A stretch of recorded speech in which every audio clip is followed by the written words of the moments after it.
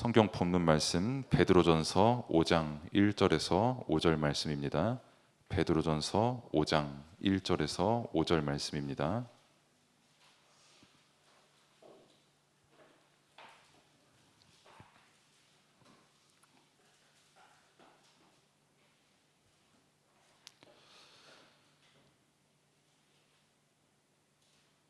찾으셨으면 함께 한 목소리로 읽겠습니다. 너희 중 장로들에게 권하노니 나는 함께 장로 된 자요 그리스도의 고난의 증인이요 나타날 영광에 참여할 자니라.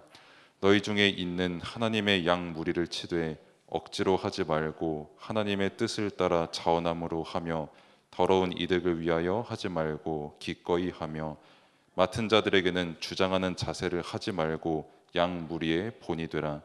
그리하면 목자장이 나타나실 때에 시들지 아니하는 영광의 관을 얻으리라. 젊은 자들아 이와 같이 장로들에게 순종하고 다 서로 겸손으로 허리를 동이라. 하나님은 교만한 자를 대적하시되 겸손한 자들에게는 은혜를 주시느니라. 아멘.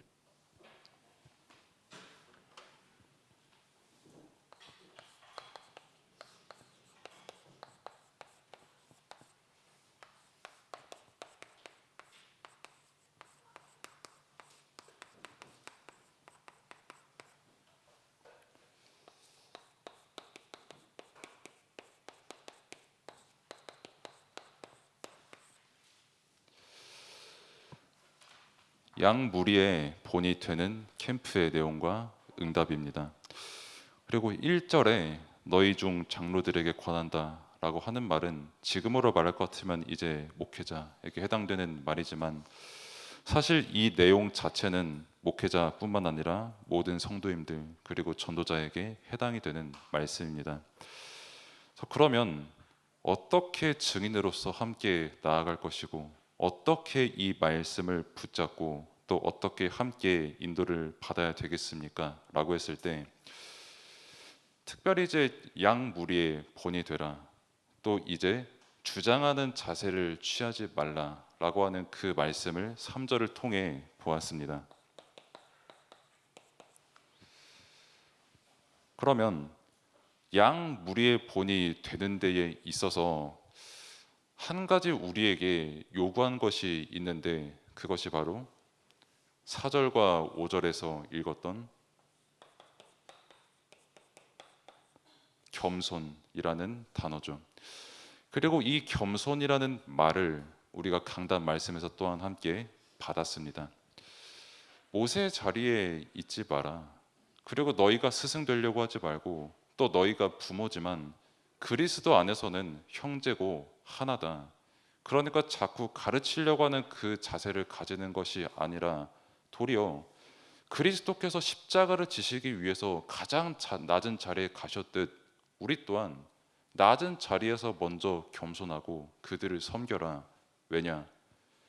정말 하나님 만나기 전에 우리의 모습을 안다면, 그리스도가 없는 우리의 모습을 안다면 언제든 모세의 자리에 자꾸 올라가려고 하는 나의 본성을 안다면 겸손할 수밖에 없습니다. 그리고 그런 나를 구원하신 하나님의 은혜와 사랑을 진짜 알면 겸손할 수밖에 없습니다. 나를 구원하신 분 오직 예수 그리스도십니다. 상대방을 구원하시는 분 오직 예수 그리스도십니다. 그러면 내가 자랑할 거는 은혜밖에 없고요. 은혜를 자랑하는 사람은 겸손할 수밖에 없습니다. 만약 하나님께서 내게 주신 은혜를 자랑하지 않고 다른 것을 자랑하는 순간 그것은 겸손이 아닌 모세의 자리에 올라가서 너 율법 못 지키면 죽는다. 내가 너보다 율법을 잘 지키니 훌륭한 사람이다. 나는 많은 사람들한테 인정받고 문안 인사를 받는 사람이기 때문에 나는 인생을 잘 살고 훌륭한 사람이다 라고 하는 그 수준에 있을 수밖에 없게 되는 겁니다.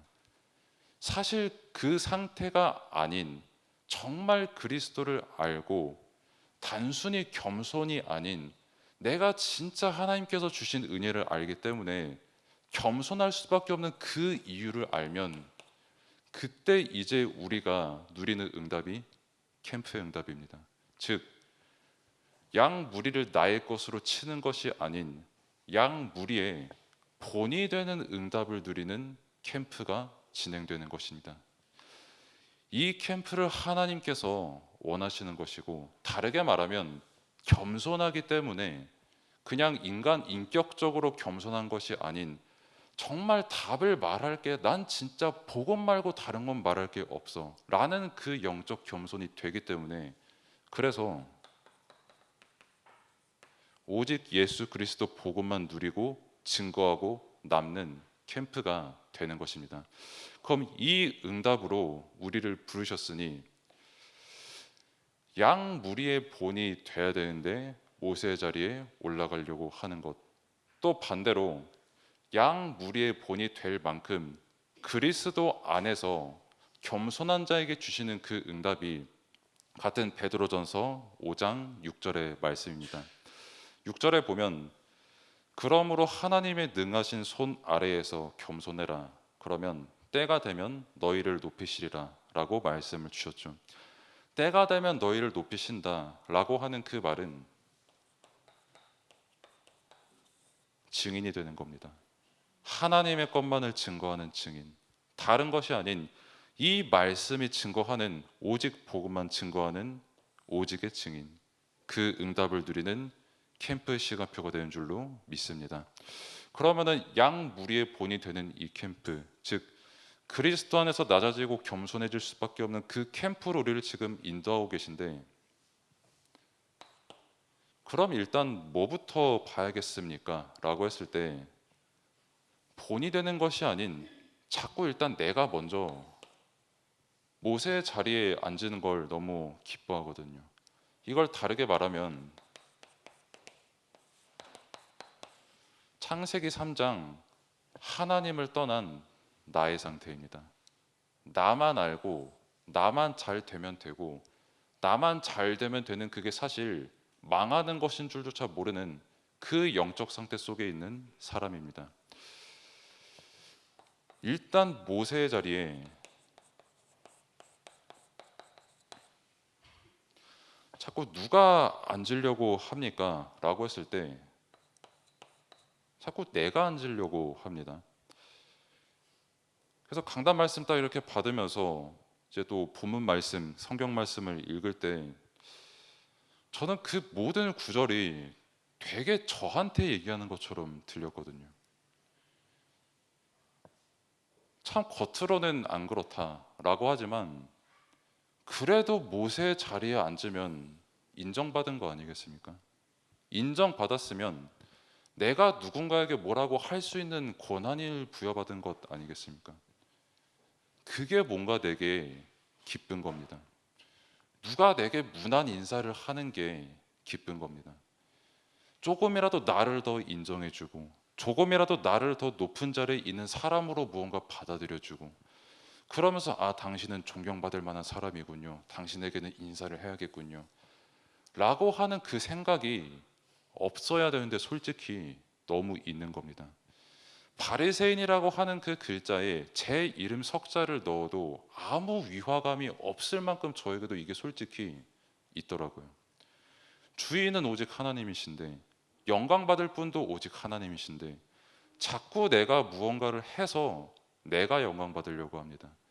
그리고 누군가가 자꾸 다가와서 나를 조금이라도 알아주면 하나님께 영광인데 그 또한 내가 자꾸 영광 받으려고 하거든요.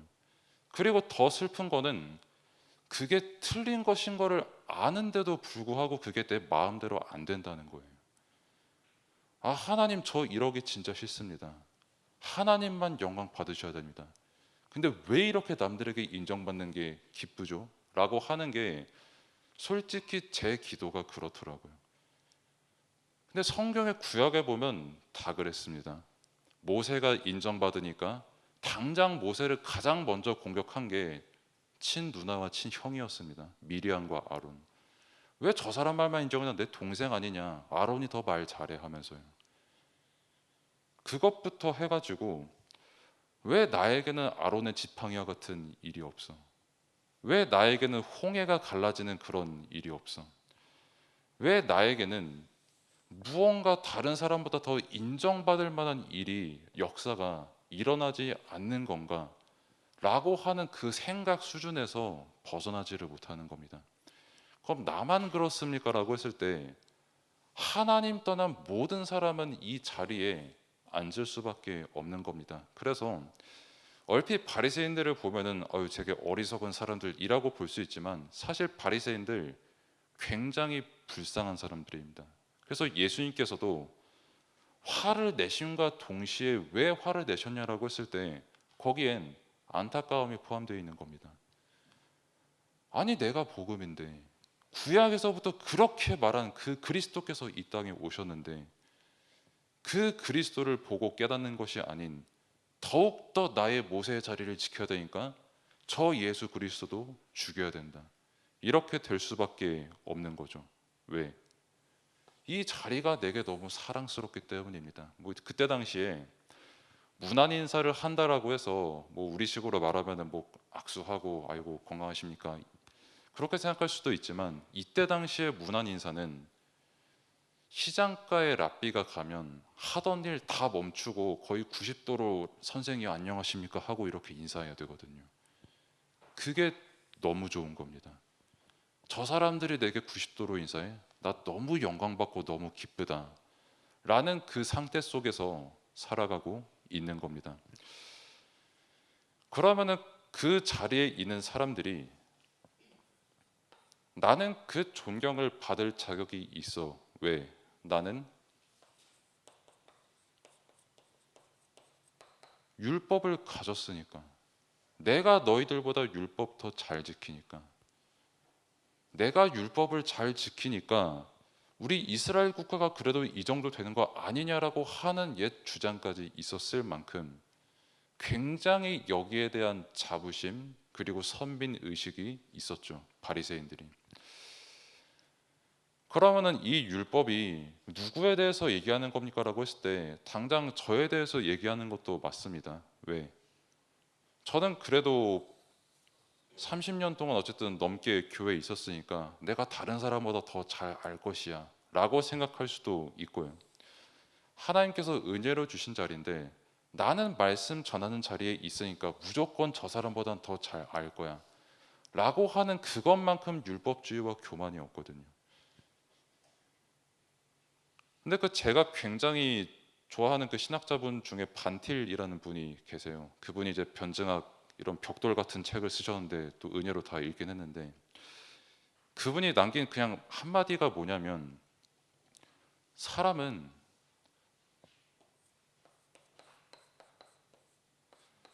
절대 구원에 이를 수 있는 지식을 가질 수가 없다. 왜? 하나님 떠난 순간 불완전하기 때문에. 하나님 떠난 순간 완전 사망 상태 속에 있기 때문에. 하나님 떠난 그 사람이 무슨 율법을 다 깨닫고 무슨 지식을 다 깨닫고 남들보다 더 많은 지식을 가져서 구원을 얻냐? 하나님 떠난 순간 다 똑같다. 하나님 떠난 순간 바리새인이든 사두개인이든 뭐 이방인이든 할 것 없이 다 죄인인 겁니다. 하나님 만나지 않으면 영원한 멸망 가운데 지옥 배경 가운데 있을 수밖에 없는 한 사람일 뿐입니다. 근데 그거를 모르니까 어떻게든지 자신들은 율법을 더 잘 지켜. 자신들의 속은 썩어 문드러지고 있는데 내가 니들보다 율법 더 잘 지키니까 나는 너희보다 인정받을 자격이 있는 사람이야 라고 그렇게 말하고 있는 겁니다. 자칫 잘못하면 똑같이 우리에게 적용을 하면 내가 너보다 기도 더 많이 해. 내가 너보다 말씀 더 많이 봐.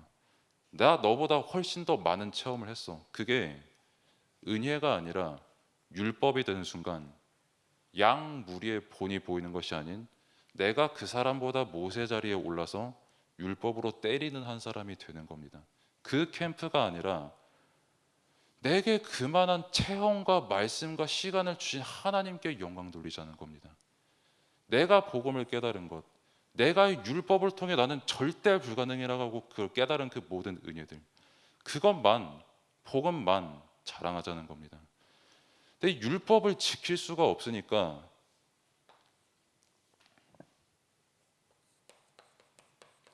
수요일에도 말씀을 드렸습니다.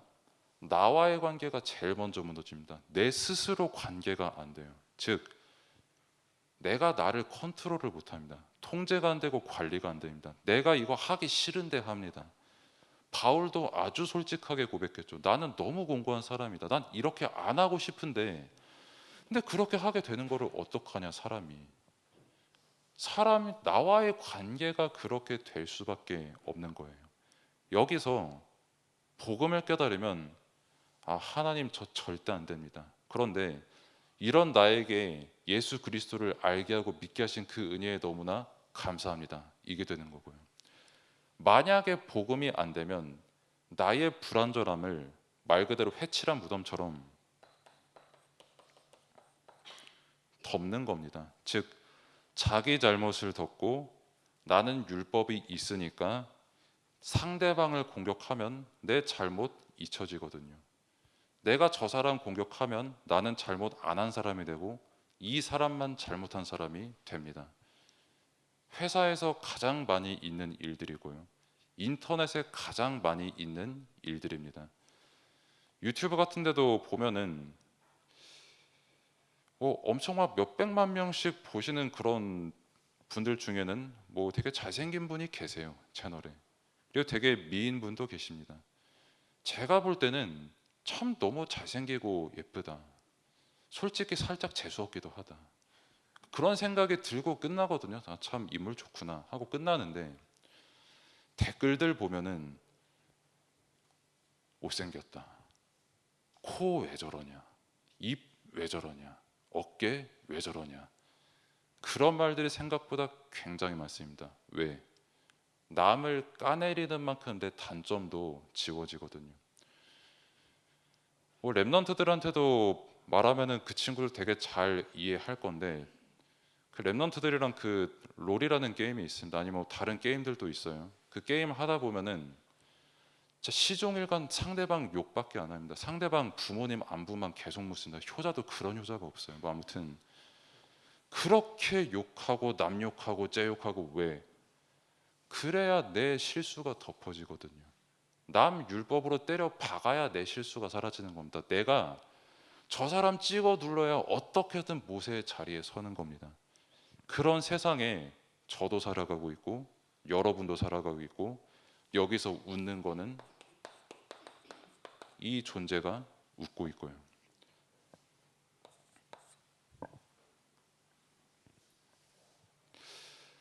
그러면은 이 모세의 자리가 아닌 하나님께서 우리에게 주신 자리는 어떤 자리입니까? 라고 했을 때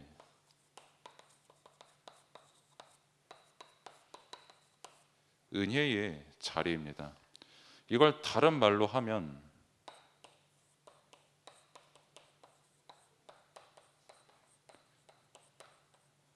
우린 더 이상 멸망의 대열 속에 있는 것이 아닌 영원한 언약의 대열 속에 있는 겁니다. 우리가 자랑할 자리는 나 모세의 자리에 앉아서가 아니라 나 그리스도 안에 있어가 최고 자랑할 자리 중의 자리입니다. 이걸 다른 말로 하면 CVDIP라고도 할 수 있겠죠. 이거를 여정 이정표라고도 다 할 수 있습니다. 중요한 건 그리스도께서 주인 되시고 그리스도께서 인도하시고 세계복음화되는 그 일로 우리를 부르시고 우리를 인도하고 계시다는 겁니다. 영원이라고 하는 그 응답 속에서 오늘 지금 나와 함께 하시는 겁니다. 그래서 내가 만들어낸 다른 사람 율법으로 찍어 눌러서 모세 자리에 앉은 그 자리가 아니라 전적인 하나님의 은혜로 우리는 그리스도 안에 있으니 우리가 정말 누리고 자랑할 자리는 언약의 대열 속에 있는 게 우리가 자랑할 자리인 줄로 믿습니다. 그리고 이 자리 속에서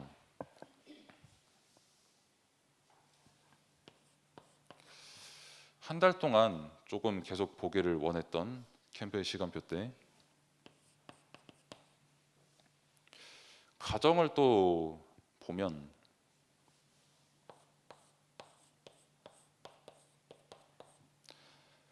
어쩔 수 없이 부모는 자녀를 모세의 자리에서 봅니다.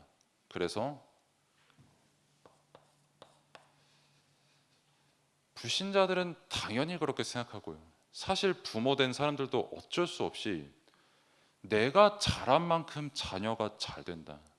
내가 잘한 만큼 똑똑해지고, 내가 잘한 만큼 올바르게 되고, 내가 잘한 만큼 얘 뭐 믿음도 좋아지고 신앙생활도 잘하고 뭐 렘넌트 정체성 가지고 뭐 237 외치고, 그렇게 생각을 잘못하면은 우리가 할 수 있거든요.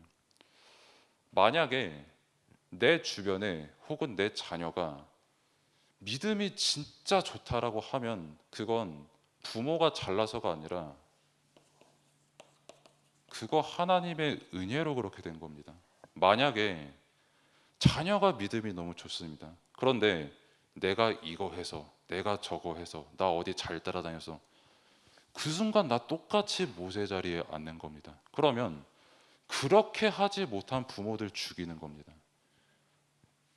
그럼 반대로 믿음이 없는 자녀가 있다라고 했을 때, 그럼 저 자녀에게는 은혜가 임한 게 아닙니까? 라고 했을 때 똑같이 하나님의 은혜가 임한 겁니다. 왜? 우리 복음 가지지 않았습니까? 복음을 듣고 복음을 보고 내가 복음 안에서 기도할 수 있는 그 대상이 자녀잖아요. 그 자체가 최고의 은혜 중에 은혜라는 겁니다. 뭐 세상에서는 자녀가 뭐 이렇게 되면은 좋고 뭐 어디 좋은 지역 가면 더 좋고 이렇게 되면 더 좋다 이렇게 하지만, 자녀를 두고 우리가 진짜 고백할 거는 하나님의 은혜 말고는 없거든요. 왜? 일단 하나님께서 만나게 하시지 않았습니까? 우리 가정의 주인은 우리 아니라 하나님이시지 않습니까? 그럼 이 친구가 믿음을 가지게 되는 것 전적으로 하나님의 은혜 아니겠습니까? 그럼 뭐 내가 잘 가르쳐 가지고 뭐 우리의 자녀가 믿음이 엄청 좋아집니까? 그러면 사실 내가 받은 구원도 그거 굉장히 바리새인처럼 가게 됩니다. 다시 말해 굉장히 율법으로 가게 됩니다. 나 율법으로 구원받은 거 아닙니다. 율법을 통해서 나는 율법으로 절대 구원받을 수 없구나를 통해서 은혜로 우린 구원받은 겁니다. 복음으로. 그럼 마찬가지로 자녀를 볼 때도 일단 그렇게 봐야 된다라는 겁니다. 왜 자꾸 너는 이것 좀 더 못해서, 내가 이만큼 못해줘서, 그게 아니라 그 자녀의 믿음은 하나님께서 자라게 하신 거라니까요. 그 은혜 정말 믿어야 됩니다. 안 믿으면 굉장히 내가 이 자리에 가 있는 나를 볼 수밖에 없다니까요. 자꾸 내가 뭔가 자녀의 주인 되어서 자꾸 내 자녀가 내 소유물이니까 내가 잘한 만큼 뭔가를 하면 자녀도 믿음이 좋아질 것이다. 그건 율법이고요. 우리는 하나님의 은혜를 감사함으로 고백할 뿐입니다. 그럼 반대로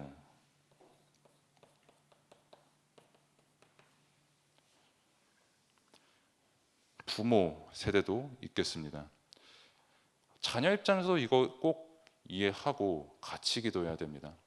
제가 영사업인들에게는 말씀을 이렇게 여러 번 전했지만 또 청소년들에게도 말했지만 40대, 50대에 인기가 제일 많은 책 3개가 있는데, 한 개가 이제 노너, 특히 이제 뭐 삼성에서 읽었다고 해서 한때 히트를 치기도 했었습니다. 노너였고, 한 개가 이제 쇼펜하우어 책, 그리고 나머지 한 개가 이제 니체가 쓴 책이죠. 굉장히 고전들입니다.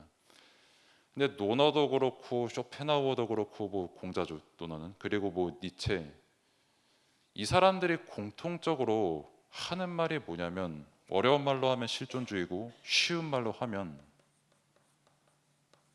창세기 3장입니다. 일단 태어났다. 그럼 주인 누구냐? 나다. 그거 왜 태어났냐? 그건 솔직히 잘 모르겠다. 근데 일단 내가 내 주인이니까 뭐 하나님을 믿는 그런 연약한 삶을 살지 말고 내 힘으로 나를 잘 가꾸어서 잘 살아보자. 그리고 그것을 통해서 구원을 얻어보자 라고 하는 그 메시지가 40대, 50대에 가장 많이 감명 깊게 읽혔다는 것을 볼 수가 있죠. 왜? 왜 그 어려운 니체와 쇼펜하우어 책을 읽겠습니까? 간단하게 말하면 답이 없어서 그래요. 내가 40까지 살아봤는데 답이 없어요. 50까지 살아봤는데 답이 없습니다. 그럼 60대라고 뭐 달라집니까? 안 달라지고 오히려 더 갈 날만 기다릴 수 있는 그 자리로 가게 될 수가 있는 겁니다. 그리고 참 재밌는 건 그런 책들을 읽는 세대들이 주류가 되어서 아이들에게 뭐 유행시킨 뭐 예를 들면 뭐 MBTI 같은 것도 있겠고요. 융이 만들었습니다. 그러니까 한마디로 왜 부모님은 저렇게 나밖에 모를까? 왜 부모님은 나에게 저렇게밖에 말할 수 없을까? 왜 부모님은 저렇게 살아갈 수밖에 없을까? 답은 간단합니다. 본인들도 답을 못 찾아서 그렇습니다. 그럼 찾을 수 있습니까? 라고 했을 때 내가 모세의 자리에 앉으면은 행복할 것이다 라고 하는 그건 필경 영원한 멸망일 뿐이지 아무것도 아니거든요. 아무 능력도 없습니다. 그러니까 이러한 가정의 본질을 알고 또 실제 예수님께서 가정의 근본에 대해서 말씀을 하신 것도 결국 너희는 이번 강단에서도 말씀 주신 것처럼 마태복음 23장 9절에서도 말씀을 한 것처럼 너희의 아버지는 한 분이다. 곧 하늘에 계신 하나님, 곧 주 예수 그리스도라고도 볼 수 있고요. 왜 이게 중요하냐면 자녀도 마찬가지고 부모도 마찬가지고 부모가 창세기 3장에 허우적거려 살아갈 수밖에 없는 걸 자녀는 볼 수 있어야 됩니다. 자녀가 똑같이 이 속에 빠져 허우적거리며 살아갈 수밖에 없는 거를 부모는 이걸 가지고 볼 수 있어야 됩니다. 아, 나도 그렇고 자녀도 그렇고 부모도 그렇고 진짜 하나님의 은혜가 아니면 멸망의 구렁텅이에 있을 수밖에 없구나. 그런데 반대로 나를 하나님 아는 한 사람으로 부르셨고 나의 자녀에게 끝없이 이 복음을 증거하게 하시니 이것만큼 우리에게 은혜가 없고 감사한 게 없구나. 이것이 우리의 소망이면서도 가치입니다. 내가 가정을 어떻게 바라보느냐, 가정에 무슨 캠프를 해야 되느냐, 이것 깨닫는 캠프 해야 됩니다. 내 자녀가 믿음을 가지게 되는 것, 내가 어떻게 믿음을 가지게 되었냐는 것, 가정에 낙심자가 있는데 그 사람에게 진짜 필요한 게 뭐냐는 것, 전부 하나님의 은혜, 곧 예수 그리스도일 뿐입니다. 그럼 이 속에서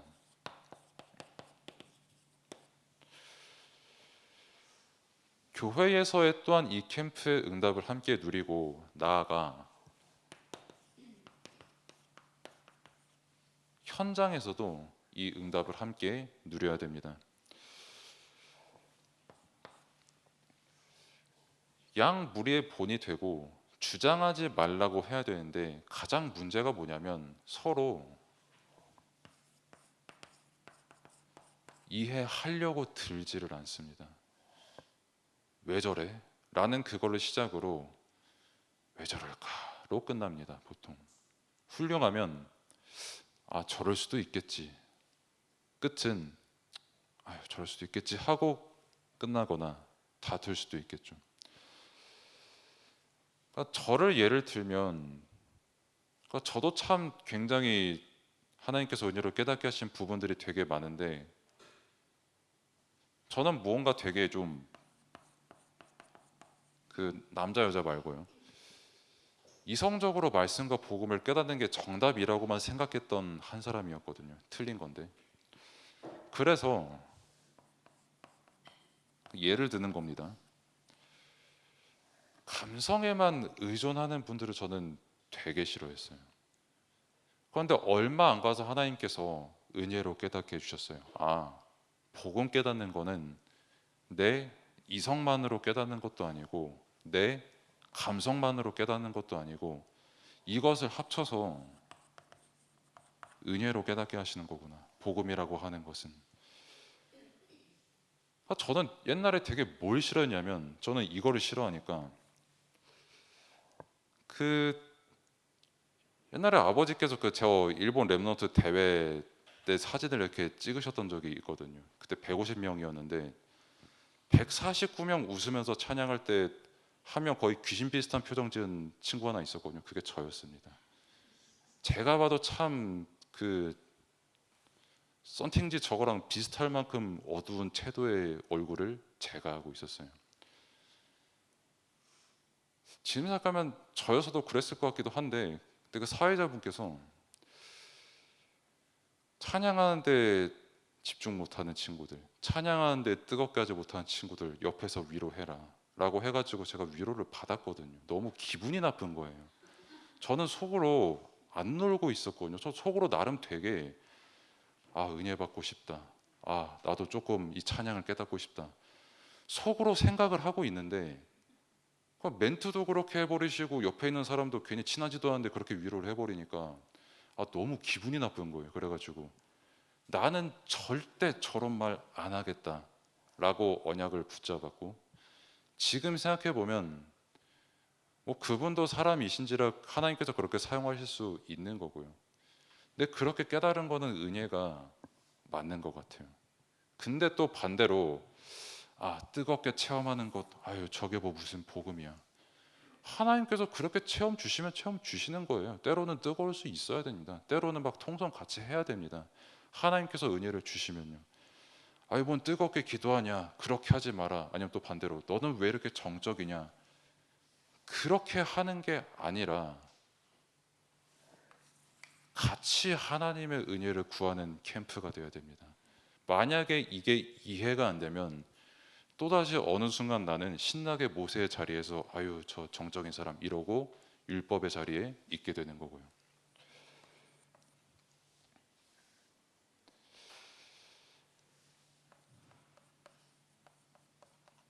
마태복음 23장 10절 함께 강단 통해서 보았던 말씀입니다.